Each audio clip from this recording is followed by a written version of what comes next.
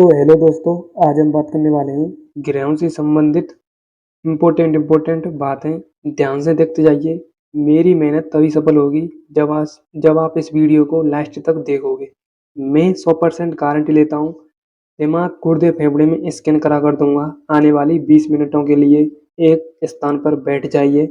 यानी ग्रहों से संबंधित जो भी इम्पोर्टेंट बातें हैं, जैसे प्लेनेट, उल्का पिंड, क्षुद्र ग्रह, स्टार आदि के बारे में जानकारी देने वाला हूँ। मेरी 2 क्लास कंप्लीट हो चुकी हैं और 2 क्लास मैंने अपलोड भी कर दी हैं Rahul Singh only study channel पर। ध्यान से देखते जाइए। एक एक कॉन्सेप्ट को दिमाग गुर्दे फेफड़े में स्कैन करा कर दूंगा। ग्रहों से संबंधित जानकारी ध्यान से देखते जाइए। आपको ये फिगर दिख रहा होगा। इस फिगर को मैं आपके लिए जूम करके दिखा देता हूँ। फिगर में सीधे सीधे लिखा हुआ है how many planet are there. यानी प्लेनेट अनेक प्रकार के होते हैं। कैसे होते हैं वो, कैसे दिखते हैं वो, तो आपको फिगर में दिख रहा होगा। सबसे फर्स्ट आपको दिख रहा होगा मरकरी। कौन सा ग्रह दिख रहा होगा आपको? मरकरी। उसके बाद दिख रहा होगा वीनस। उसके बाद दिख रहा होगा आपका अर्थ। उसके बाद है आपका मार्स, जुपिटर, सैटर्न, यूरेनस और नेपच्यून। तो ये टोटल कितने ग्रह हो गए? ये हो गए आपके 8 प्लेनेट। कितने हो गए? 8 प्लेनेट। तो हमारे सोलर सिस्टम में 8 प्लेनेट मौजूद हैं प्रेजेंट टाइम में। यहाँ तक क्लियर? मरकरी को हिंदी में कहते हैं बुध, वीनस को हिंदी में कहते हैं शुक्र, अर्थ को पृथ्वी कहते हैं, मार्स को क्या कहते हैं? मंगल, और जुपिटर को क्या कहते हैं? बृहस्पति, सैटर्न को क्या कहते हैं? शनि, यूरेनस को कहते हैं अरुण, नेपच्यून को कहते हैं वरुण। तो टोटल कितने हो गए? 5 प्लेनेट। इन्हीं 5, मेरा मतलब 8 प्लेनेट को बताने वाला हूं मैं आपके लिए। ध्यान से देखते आइए। यदि मैं 8 प्लेनेटों के बारे में बताऊं तो देखो, ये सबसे सूर्य के सबसे नजदीक का ग्रह है। क्या है? सूर्य के सबसे नजदीक का ग्रह है। उसके बाद है आपका वीनस, उसके बाद अर्थ, उसके बाद है आपका मार्स। यानी ये, यदि मैं इसको चार चार भागों में डिवाइड करूं, इस प्रकार से चार चार भागों में इनको डिवाइड करूं, तो ये हो गए सबसे अधिक सूर्य के नजदीक के ग्रह जो ऊपरी साइड में हैं। ये ग्रह, ये क्या है? सूर्य के सबसे ऊपरी ग्रह हैं। उसके बाद निचले ग्रह कौन से हैं? मेरा मतलब सूर्य से दूर कौन से ग्रह हैं? जो ये निचले ग्रह दिख रहे हैं आपको, जैसे जुपिटर हुआ, सैटर्न हुआ, यूरेनस हुआ, नेपच्यून हुआ, ये हैं सूर्य से थोड़े दूर। अब देखो सबसे नजदीक का ग्रह कौन सा है? सबसे नजदीक का ग्रह है मरकरी का। क्या? मरकरी का। तो टोटल कितने ग्रह हो गए? ये हो गए टोटल 4 ग्रह जो सूर्य के सबसे नजदीक हैं। इन्हीं को हम कहते हैं, क्या कहते हैं? इन्हीं को हम कहते हैं बाएं ग्रह। क्या कहते हैं? बाएं ग्रह। मेरा तो आंतरिक ग्रह कहते हैं इन्हें, आउटर प्लेनेट। क्या कहते हैं हम इन्हें? आउटर प्लेनेट कहते हैं। और इनको हम कहते हैं इनर प्लेनेट। क्या कहते हैं? इनर प्लेनेट यानी आंतरिक ग्रह। ठीक है, यहाँ तक कंप्लीट। मैं आपके लिए बताऊंगा आंतरिक ग्रह कौन से हैं और बाह्य ग्रह कौन से हैं, यानी आंतरिक ग्रह कौन से हैं और आउटर और प्लेनेट कौन कौन से हैं। ध्यान से देखते जाइए। अब मैं थोड़ी इंफॉर्मेशन देने वाला हूँ, ध्यान से देखते जाइए। वैसे हमारे यूनिवर्स में कितने प्लेनेट हैं? 9 ग्रह हैं। यदि हम बौने ग्रह को समारें, यानी प्लूटो ग्रह को समारें, तो 9 ग्रह हैं। बट बौने ग्रह को नहीं संवारा जाता है, प्लूटो को नहीं संवारा जाता है। ओके, क्यों नहीं संवारा जाता है? मैं आपके लिए बता देता हूँ क्यों नहीं संवारा जाता है। क्योंकि ये क्या करता है, प्लूटो ग्रह, जो आपको ये ग्रह दिख रहा है इस प्रकार से, ये आपको ग्रह दिख रहे हैं, तो ये ग्रह एक समांतर रेखा में उपस्थित होते हैं। कहीं ग्रह यहाँ पर है, कोई ग्रह यहाँ पर है, कोई ग्रह यहाँ पर है, कोई ग्रह यहाँ पर है, कोई ग्रह यहाँ पर है, कोई ग्रह यहाँ पर है, तो कोई ग्रह यहाँ पर है। इस प्रकार से ये उपस्थित हैं हमारे सोलर सिस्टम में। तो जो बौना ग्रह आपका प्लूटो ग्रह है, ये यूरेनस और नेपच्यून की कक्षा को क्या करता था? इंटरसेक्ट करता था, यानी इन दोनों की कक्षा को अतिव्यापित करता था। तो जियोलॉजी ने क्या किया, यानी भूगर्भिक शास्त्रियों ने क्या किया था, साइंटिस्टों ने क्या बताया था कि हम बौने ग्रह को सोलर सिस्टम से नहीं काउंट किया करेंगे। यानी हमारे जो भी 8 प्लेनेट हैं उनसे हमें अलग करना है बौने ग्रह को। तो 24 अगस्त 2006 की बात है, 24 अगस्त 2006 की बात है, जब प्लूटो ग्रह को अलग कर दिया गया था ग्रहों की श्रेणी से। 24 अगस्त 2006, ये आपको डेट एज अ फैक्ट याद रखनी होगी। अब मैं चलता हूँ नेक्स्ट कॉन्सेप्ट की तरफ। अब नेक्स्ट कॉन्सेप्ट क्या है? ट्रिक है ग्रहों को याद कराने की ट्रिक। माई very efficient mother just serving us nuts. अब देखो मैं एक-एक से ग्रहों को याद कराऊँगा, ध्यान से देखते जाइए। फर्स्ट फर्स्ट कैपिटल आपको देखना है, फर्स्ट लेटर देखना है माई, माई से यानी एम, एम से क्या है मरकरी, क्या है मरकरी। बी यानी बेरी, बी से क्या है वीनस। अर्थ यानी एफिशिएंट, ई से क्या है अर्थ। उसके बाद मदर, मदर यानी एम से क्या है मार्स। उसके बाद जस्ट, जे से क्या है जुपिटर। उसके बाद सर्विड, सर्विड यानी एस, स्टेरन यानी सैटर्न। उसके बाद अस यानी यू, यूरेनस। उसके बाद है नट्स, नट यानी एन, नेपच्यून। तो टोटल ग्रहों को याद कराने की ट्रिक हो गई आपकी complete. My very efficient mother just served us nuts. यहाँ तक क्लियर। उसके बाद हम बात करते हैं मतलब थोड़ी बहुत थ्योरी की। अब देखो सोलर सिस्टम में टोटल 8 प्लेनेट मौजूद हैं। मैं उनके आपके लिए नाम बता देता हूँ। सबसे पहले आपका आता है बुध, सेकंड पर आता है आपका शुक्र, थर्ड पृथ्वी, फोर्थ मंगल। फोर्थ क्या हो गया मंगल। पांचवें नंबर पर कौन सा आता है बृहस्पति। और ये सोलर सिस्टम का सबसे बड़ा प्लेनेट है जो मैं आपके लिए आगे बताऊंगा। ठीक है। उसके बाद है आपका शनि, उसके बाद है आपका अरुण, उसके बाद है आपका लास्ट का वरुण। उसके बाद है आपका नोट पॉइंट में क्या लिखा हुआ है। नोट पॉइंट में जो मैंने आपके लिए पहले बताया था इनर प्लेनेट और आउटर प्लेनेट के बारे में वही लिखा हुआ है इस नोट पॉइंट में। तो नोट पॉइंट को भी हम कवर करते हैं, ध्यान से देखते जाइए। नोट पॉइंट में सीधे सीधे लिखा हुआ है, क्या लिखा हुआ है नोट पॉइंट में। नोट पॉइंट की हम तरफ चलते हैं। इनर प्लेनेट को कहते हैं हिंदी में आंतरिक ग्रह। आंतरिक ग्रह कौन कौन से हैं यानी सूर्य के सबसे नजदीक के ग्रह कौन से हैं। बुध है, शुक्र है, पृथ्वी है और मंगल है। बुध सूर्य से बिल्कुल सबसे नजदीक का ग्रह। जैसे सपोज ये आपका सूरज है तो यहाँ पर आपका बुध ग्रह है। उसके बाद है आपका शुक्र ग्रह, उसके बाद है आपका पृथ्वी, उसके बाद है आपका मंगल, उसके बाद बृहस्पति है, उसके बाद है आपका शनि, उसके बाद अरुण, उसके बाद वरुण। तो इस प्रकार से ये पैरेलल लाइन में ड्रॉ हैं। ठीक है, यहाँ तक कंप्लीट। उसके बाद हम बात करते हैं आउटर प्लेनेट। आउटर प्लेनेट को कहते हैं हम बाह्य ग्रह। बाह्य ग्रह कौन कौन से हैं। बृहस्पति हुआ आपका, शनि हुआ, अरुण हुआ और वरुण हुआ। तो 4 ग्रह आउटर प्लेनेट हो गए और 4 ग्रह क्या हो गए इनर प्लेनेट हो गए। कुल टोटल कितने हो गए 8 प्लेनेट हो गए। ठीक है, यहाँ तक कंप्लीट। उसके बाद हम बात करते हैं सूर्य से ग्रहों की दूरी के क्रम में। कौन कौन से ग्रहों की दूरी के क्रम में हम बात करते हैं कि सूर्य से ग्रहों की दूरी किस प्रकार से ग्रहों की दूरी है। सबसे फर्स्ट पर कौन सा आता है। अब देखो इस फिगर को देख लो। ये क्या है आपका एकदम, मैं जूम दिखा देता हूँ। एक मिनट, मैं आपको जूम करके दिखा देता हूँ फुल प्रूफ के साथ। अब देखो जूम करके दिखा देता हूँ आपको, अब समझ में आ जाएगा। ये आपका क्या है सूरज है, ये आपका क्या है सूरज चाचू है। ठीक है, ये आपका क्या है सूरज है और सूरज के सबसे नजदीक कौन सा ग्रह है मरकरी, हिंदी में क्या कहते हैं बुध। उसके बाद है आपका वीनस, हिंदी में क्या कहते हैं शुक्र। उसके बाद है आपका अर्थ, हिंदी में क्या कहते हैं पृथ्वी। उसके बाद है आपका मार्स, हिंदी में क्या कहते हैं मंगल। उसके बाद है आपका जुपिटर, हिंदी में क्या कहते हैं इसे बृहस्पति। उसके बाद है आपका सैटर्न, हिंदी में क्या कहते हैं शनि। उसके बाद है आपका नेपच्यून, हिंदी में क्या कहते हैं अरुण। उसके बाद है आपका, मेरा मतलब उस नेपच्यून नहीं है आपका, ये है यूरेनस है, उसे कहते हैं हम हिंदी में अरुण। उसके बाद है आपका नेपच्यून लास्ट का, इसे हम कहते हैं वरुण। क्या है वरुण।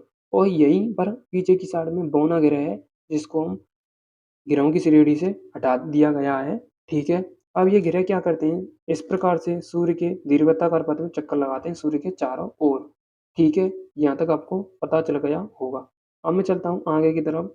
आगे की तरफ ये पूरे टोटल ग्रह हो गए बुध, शुक्र, पृथ्वी, मंगल, बृहस्पति और शनि, अरुण, वरुण। ठीक है, यहाँ तक कंप्लीट। अब मैं बात करने वाला हूँ ग्रहों का आकार घटते क्रम में। ग्रहों का आकार घटते क्रम में यानी सबसे बड़ा ग्रह कौन सा है, सबसे बड़ा बड़ा ग्रह कौन सा है उसके बारे में आपके लिए बता रहा हूँ, ध्यान से देखते जाइए। सबसे पहले हम फर्स्ट फिगर को देखते हैं। फर्स्ट फिगर से ही आपके लिए मैं समझाता हूँ कि सबसे बड़ा ग्रह कौन सा है, सबसे छोटा ग्रह कौन सा है। ध्यान से देखो, अब इस फिगर को ध्यान से देखो। आपको सबसे बड़ा ग्रह कौन सा दिख रहा होगा इस फिगर में। तो आपको सबसे बड़ा फिगर जुपिटर दिख रहा होगा यानी बृहस्पति। उसके बाद आता है शनि, उसके बाद आता है आपका यूरेनस, उसके बाद आपका आता है नेपच्यून। क्या आता है नेपच्यून। सबसे बड़ा होता है आपका बृहस्पति, उसके बाद होता है शनि, उसके बाद होता है आपका अरुण, उसके बाद होता है आपका वरुण। क्या होता है वरुण। उसके बाद इसमें आपको कौन सा सबसे बड़ा दिख रहा होगा, इसमें आपको दिख रहा होगा आपको सबसे पहले बुध। सबसे बड़ा कौन सा है बुध। क्या है बुध। उसके बाद कौन सा है, उसके बाद है अर्थ। क्या है अर्थ। उसके बाद कौन सा है, उसके बाद है मार्स। उसके बाद क्या है मरकरी है। बट ऐसा नहीं है ये 4 प्लेनेट यानी बृहस्पति, शनि, अरुण, वरुण ये तो मतलब समान एक ही लाइन में पैरेलल हैं, समांतर हैं और सबसे बड़ा ग्रह जुपिटर है, उसके बाद शनि है, उसके बाद अरुण है, उसके बाद वरुण है। अब मैं आपके लिए इसमें समझा रहा हूँ, इसमें सबसे बड़ा ग्रह कौन सा है? सबसे बड़ा ग्रह है पृथ्वी, उसके बाद आता है आपका पृथ्वी के बाद आता है आपका शुक्र, उसके बाद मंगल, उसके बाद आता है आपका बुध। सबसे पहले पृथ्वी आएगा, फिर आएगा आपका शुक्र, उसके बाद मंगल, उसके बाद आएगा क्या आएगा? बुध। ये है ग्रहों का आकार घटते क्रम में सबसे छोटा ग्रह कौन सा है और सबसे बड़ा ग्रह कौन सा है। यहाँ तक कंप्लीट आपको पता चल गया होगा। ठीक है, अब देखो जो मैंने आपके लिए बताया था बिल्कुल थ्योरी में एज इट इज वही लिखा हुआ है। ग्रहों का आकार घटते क्रम में सबसे बड़ा बृहस्पति है, उसके बाद शनि है, उसके बाद अरुण, वरुण, पृथ्वी, शुक्र, उसके बाद क्या आ जाएगा आपका मंगल और बुध। क्या आ जाएगा? मंगल और बुध। ठीक है, ये हो गया ग्रहों का आकार घटते क्रम में। अब हम देखते हैं घनत्व के अनुसार ग्रहों का अवरोही क्रम। सबसे ज्यादा घनत्व पृथ्वी का पाया जाता है और सबसे कम घनत्व कौन का पाया जाएगा? शनि ग्रह का पाया जाएगा। सबसे ज्यादा पृथ्वी का घनत्व होता है यानी घनत्व यानी डेंसिटी, और सबसे कम किसका पाया जाएगा? शनि का घनत्व। शनि का घनत्व सबसे कम है, इसलिए शनि ग्रह को तैरता ग्रह भी कहते हैं। ठीक है, और देखो मैं आपके लिए बता देता हूँ सबसे ज्यादा कौन सा है? पृथ्वी का, और सबसे कौन का? शनि का। उसके बाद कौन सा है? बुध, उसके बाद शुक्र, उसके बाद मंगल। अब मैं बात कर रहा हूँ नेक्स्ट टेरेस्टेलियर ग्रह और जोवियन ग्रह। अब इनके ग्रह के बारे में आपके लिए बता देता हूँ, इनके बारे में आपके लिए बता देता हूँ, ध्यान से देखते जाइए कि टेरेस्टेलियर और जोवियन ग्रह कौन किसको कहते हैं। ध्यान से देखते जाइए। एक मिनट में इस फिगर को काम में लेता हूँ, इस फिगर से आपको समझ में आ पाएगा। ठीक है, ध्यान से देखते जाइए, इसी फिगर से मैं आपके लिए समझाऊंगा। अब देखो 8 ग्रहों को 4-4 ग्रहों में अलग-अलग बाँट दीजिए। फर्स्ट ग्रह, सेकंड, थर्ड, फोर्थ। ठीक है, यहाँ तक कंप्लीट। अब देखो बृहस्पति और मंगल के बीच में एक पेटी है जिसे हम कहते हैं क्षुद्र ग्रह पेटी। क्या कहते हैं? क्षुद्र ग्रह पेटी, या इंग्लिश में कहते हैं एस्टेरॉयड पेटी। क्या होता है जब मार्स और जुपिटर से जो मलबा हटता है टकराने से, किसी पिंड के टकराने से, तो वो मंगल और जुपिटर के मध्य में एक पेटी बन जाती है। वो पेटी कहलाती है क्षुद्र ग्रह पेटी, इसे कहते हैं हम एस्टेरॉयड पेटी। इन्हीं को हम कहते हैं जोवियन ग्रह और टेरेस्ट्रियल ग्रह। ठीक है, जोवियन ग्रह टेरेस्ट्रियल ग्रह कहलाते हैं ये, और जोवियन ग्रह कहलाते हैं ये। ठीक है, टेरेस्ट्रियल ग्रह ये कहलाते हैं और जोवियन ग्रह ये कहलाते हैं। 4-4 ग्रह अलग अलग होते हैं, यही जो लिखा हुआ है ये थ्योरी में लिखा हुआ है। ठीक है, अब देखो थ्योरी में भी ये लिखा हुआ है जो मैंने आपके लिए बताया था। टेरेस्ट्रियल ग्रह कौन कौन से हैं? बुध, शुक्र, पृथ्वी और मंगल। क्योंकि मंगल और बृहस्पति के बीच में क्या है? क्या है? क्षुद्र ग्रह पेटी है। ठीक है, जिसे हम कहते हैं इंग्लिश में क्या कहते हैं इंग्लिश में? एस्टेरॉयड पेटी। ठीक है, उसके बाद जो भी ग्रह कौन कौन से? बृहस्पति, शनि और अरुण और वरुण। ठीक है, ये 4 ग्रह भी कौन कौन से हैं? जोवियन ग्रह। उसके बाद आता है आपका थ्योरी, जो मैंने आपके लिए बताया था वही थ्योरी में सीधे सीधे लिखा हुआ है। थ्योरी के बारे में पढ़ते हैं, मेरा मतलब बुध के बारे में पढ़ते हैं। यह सौरमंडल का सबसे छोटा तथा सूर्य के सबसे निकट का ग्रह है। ठीक है, सबसे निकट का ग्रह है। उसके बाद थ्योरी में सेकंड पॉइंट क्या लिखा हुआ है? थ्योरी में सेकंड पॉइंट लिखा हुआ है, इसका कोई उपग्रह नहीं है। बुध सूर्य की परिक्रमा केवल 88 दिन में पूरी करता है, सबसे कम समय में। नेक्स्ट क्या लिखा हुआ है? इसका परिभ्रमण काल 58.65 दिन का होता है। 58.65 दिन का परिभ्रमण काल। उसके बाद है आपका पृथ्वी से आकार में 18 गुना छोटा है। उसके बाद है आपका इस ग्रह पर वायुमंडल नहीं है, जिससे यहाँ पर जीवन संभव भी नहीं होगा। क्योंकि वायुमंडल नहीं होगा तो जीवन संभव नहीं होगा। उसके बाद है आपका नेक्स्ट पॉइंट, यहाँ दिन अति गर्म तथा रात बर्फीली होती है। इसका ताप सभी ग्रहों से सबसे अधिक होता है क्योंकि सूर्य के सबसे नज़दीक का ग्रह है। और टेम्परेचर भी देखते हैं, दिन का टेम्परेचर होता है इसका 700, मेरा होता है 427 डिग्री, और रात का टेम्परेचर कितना होता है? माइनस का 173 डिग्री।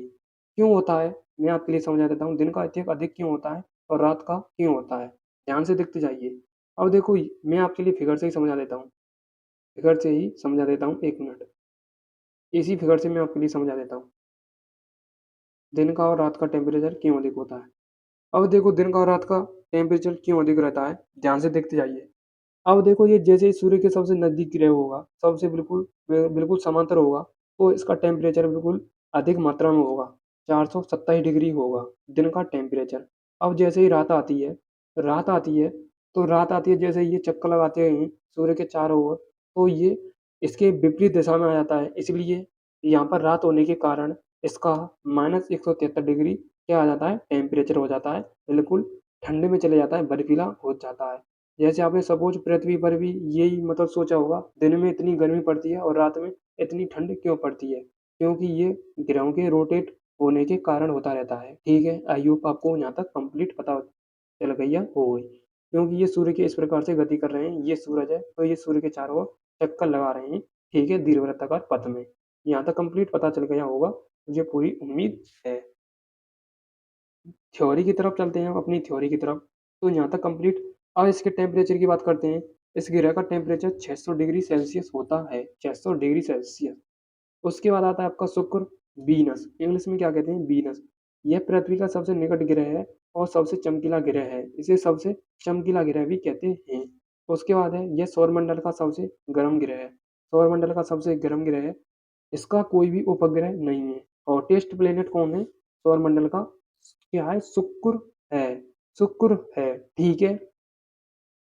उसके बाद है आपका, इसका कोई भी सैटेलाइट नहीं है। दो उपग्रह ऐसे हैं, मेरा मतलब दो ग्रह ऐसे हैं जिनका कोई भी उपग्रह नहीं है। एक आपका शुक्र और एक आपका अरुण। शुक्र और अरुण, इन दो ग्रहों का कोई भी सैटेलाइट नहीं है, कोई भी उपग्रह नहीं है। उसके बाद शुक्र ग्रह की विपरीत दिशा में पूर्व से पश्चिम सूर्य की परिक्रमा करता है। शुक्र ग्रह पूर्व से पश्चिम यानी ईस्ट टू वेस्ट करता है, ठीक है। उसके बाद है नेक्स्ट पॉइंट, इसलिए सूर्य पश्चिम की तरफ तथा सूर्यास्त पूर्व में होता है। शुक्र ग्रह को पृथ्वी की बहन भागनी ग्रह कहते हैं, या इसे सांझ का तारा और भोर का तारा भी कहते हैं। Very very very important point. Next है आपका, क्योंकि यह आकार, घनत्व और व्यास में, यानी इसका आकार और डायामीटर लगभग पृथ्वी के समान पाया जाता है, क्योंकि पृथ्वी के नजदीक का ग्रह है। उसके बाद शुक्र ग्रह के वातावरण में सल्फ्यूरिक अम्ल अधिक मात्रा में पाया जाता है, इसलिए इसे सांझ का तारा और भौर का तारा भी कहते हैं। ये भी वेरी वेरी इंपॉर्टेंट है, पूछा गया है एग्जाम में कि सल्फ्यूरिक अम्ल के बादल कौन, मतलब अधिक मात्रा में कौन से ग्रह पर पाए जाते हैं, वो भी शुक्र ग्रह पर पाए जाते हैं। 225 दिन में ये सूर्य की परिक्रमा पूरी कर लेता है। इस पर लक्ष्मी पटार और मैक्सवेल पटार दोनों पाए जाते हैं, लक्ष्मी पटार और मैक्सवेल पटार। उसके बाद आता है आपका निक्स ओलंपिया पटार, ये मंगल ग्रह पर पाया जाता है, उसके बारे में आपके लिए बताऊंगा, ठीक है। उसके बाद आता है आपका पृथ्वी। क्या आता है, पृथ्वी। पृथ्वी के बारे में हम लॉन्गिट्यूड एंड लैटिट्यूड के बारे में अध्ययन करेंगे आगे की तरफ। ये आपकी क्या है, पृथ्वी है। इस प्रकार से पृथ्वी की आकृति है, ठीक है, जो आपको दिख रही होगी। ये 30.5 डिग्री के एंगल पर झुकी हुई है, कितने एंगल पर, 30.5 डिग्री के एंगल पर झुकी हुई है। और ये अपने अक्ष पर ही रोटेट कर रही है, इसलिए ऋतु परिवर्तन होता रहता है 30.5 डिग्री के झुके होने के कारण। अब इसका हम ध्रुवीय व्यास और विषुवतीय व्यास की बात करते हैं। इसको दो पोलों में बांटा गया है, नॉर्थ पोल और साउथ पोल, ठीक है, नॉर्थ पोल और साउथ पोल। ये होता है इसका इक्वेटर, ये होता है इसका इक्वेटर, ठीक है, ठीक है। अब बात करते हैं विषुवतीय व्यास। इसका विषुवतीय व्यास कितना होता है, इसका विषुवतीय व्यास होता है, विषुवतीय व्यास इसका होता है 12,756, और ध्रुवीय व्यास होता है इसका 12,714 किलोमीटर, ठीक है, करोड़ किलोमीटर, ठीक है। अब देखो हम बात करते हैं आगे। सौरमंडल का एकमात्र ग्रह जिस पर जीवन संभव है पृथ्वी पर। पृथ्वी पर जल 71% पाया जाता है, अंतरिक्ष से नीला दिखाई देती है यदि हम इसे देखें तो। अपने अक्ष पर 23.5 डिग्री झुकी हुई है, इसलिए इस पर ऋतु परिवर्तन होता रहता है, ठीक है। और देखो ये रहा, ये करोड़ किलोमीटर नहीं था, 12,756 किलोमीटर था। करोड़ किलोमीटर में तो बहुत बड़ी डिजिट हो जाएगी। ये था 12,756 किलोमीटर और 12,714 किलोमीटर। 12,756 विषुवत का और 12,714 ध्रुवीय का। और देखो ये लिख रहा 12,756 इक्वेटर का और 12,714 भूमध्य, मेरा मतलब ध्रुव का, ठीक है। यहाँ तक कंप्लीट। उसके बाद चौथा पॉइंट क्या है, पृथ्वी का विषुवतीय व्यास या विषुवतीय व्यास कितना होता है, 12,756 किलोमीटर, और ध्रुवीय व्यास 12,714 किलोमीटर होता है। ये पूरी थ्योरी लिखी हुई है, क्योंकि थ्योरी को पढ़ने में बहुत टाइम लग रहा है। मैं आपके लिए आगे कॉन्सेप्ट कवर करता हूँ। मंगल ग्रह के बारे में लिखा हुआ है, रेड प्लेनेट कहते हैं। मंगल ग्रह का लाल रंग आयरन ऑक्साइड की मौजूदगी के कारण होता है और 25 डिग्री के एंगल पर झुका हुआ है, ठीक है। इसके दो उपग्रह हैं, फोमोस और डीमोस। डीमोस सबसे छोटा उपग्रह है। इसके बारे में आप पढ़ लेना, पूरी थ्योरी मैं आपके लिए लेकर आ गया हूँ। अब हम बात करते हैं नेक्स्ट, दो आपके कॉन्सेप्ट बचे हुए हैं, उल्का पिंड और क्षुद्र ग्रह। उल्का पिंड देखो, ये हैं आपके उल्का पिंड, ये ग्रहों के बगल में ही उपस्थित होते हैं। ये ग्रहों के बगल में उपस्थित होते हैं, क्योंकि जब ग्रह आपस में टकराते हैं तो टकराने के बाद छोटे छोटे कण अलग अलग रूप में व्यवस्थित हो जाते हैं, डिस्ट्रीब्यूशन हो जाते हैं, यानी विस्तारित हो जाते हैं, तो उल्कापिंड का फॉर्मेशन कर लेते हैं। और ये उल्कापिंड बहुत ही डेंजरस होते हैं, क्योंकि ये पृथ्वी पर एक बार आ गए ना तो ये पृथ्वी की परत को, सौर वायुमंडल को तहस नहस कर देंगे, सौर पृथ्वी को नष्ट कर देंगे।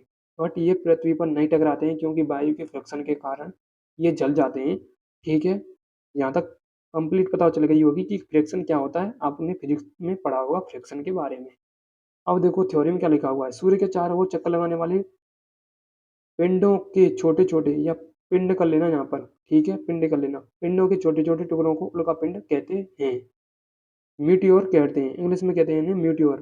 ठीक है, नेक्स्ट है आपका कभी कभी यह, कभी कभी उल्का पिंड पृथ्वी के इतने नजदीक आ जाते हैं कि उनकी प्रवृत्ति पृथ्वी पर गिरने की होती है। इस प्रक्रिया के दौरान वायु के साथ घर्षण के होने के कारण गर्म होकर जल जाते हैं। देखो मैंने आपके लिए कहा था वायु के साथ घर्षण होकर जल जाते हैं, और ये चमकदार प्रकाश उत्पन्न करते हैं। कभी कभी कोई उल्का पिंड पूरी तरह जले बिना पृथ्वी पर गिर जाता है, इसलिए धरातल पर गड्ढे बन जाते हैं। और लोनार लेक का भी निर्माण हुआ है महाराष्ट्र में, लोनार लेक का, ठीक है, महाराष्ट्र में इसी से हुआ है उल्कापिंड के गिरने के कारण। ठीक है, नेक्स्ट आता है क्षुद्रग्रह। क्षुद्रग्रह की डेफिनेशन पढ़ लो, तारे तथा उपग्रह के अतिरिक्त असंख्य छोटे पिंड सूर्य के जो चारों ओर चक्कर लगा रहे हैं उन्हें हम क्या कहते हैं, क्षुद्रग्रह कहते हैं। क्या कहते हैं, क्षुद्रग्रह कहते हैं। आप इस फिगर में भी देख सकते हैं, फिगर में आपके लिए दिखा देता हूँ क्षुद्रग्रह। देखो छोटे छोटे पिंड होंगे ना, वे आपके क्या होंगे, क्षुद्रग्रह होंगे। देखो ये रहे क्षुद्रग्रह, ये रहे क्षुद्रग्रह, ये तो उल्का पिंड है, ये तो उल्का पिंड है, बट इसमें दिख नहीं रहे हैं। ये फिगर थोड़ा अलग है, इसमें नहीं दिख रहे हैं क्षुद्रग्रह। तो ये उल्का पिंड तो आपको दिख रहे होंगे, इस प्रकार से होते हैं। देखो, और देखो वायु के फ्रिक्शन के कारण ये जल जाते हैं, इस प्रकार से इनमें आग लग जाती है जब ये पृथ्वी के ज़्यादा संपर्क में आ जाते हैं। ठीक है, आपको ये जानकारी कैसे लगी वो मुझे कमेंट में बताएं। मिलता हूँ नेक्स्ट क्लास के साथ। Thank you so much, love you all, जय हिंद, जय भारत।